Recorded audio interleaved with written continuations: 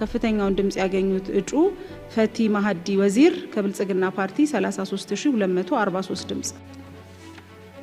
ሐረሪ የህዝብ ተወካዮች ምክር ቤት የምርጫ ክልል ጀጎል ልዩ በምርጫ ክልል ውስጥ የሚገኙ ምርጫ ጣቢያዎች ቁጥር 77 በምርጫ ክልሉ የተመዘገቡ አጠቃላይ መራጮች ቁጥር 38367 የተወዳደሩት ፓርቲዎች ነጻነትና እኩልነትና ብልጽግና ከፍተኛውን ድምጽ ያገኙት እጩ ፈቲ ማህዲ ወዚር ከብልጽግና ፓርቲ 33243 ድምጽ።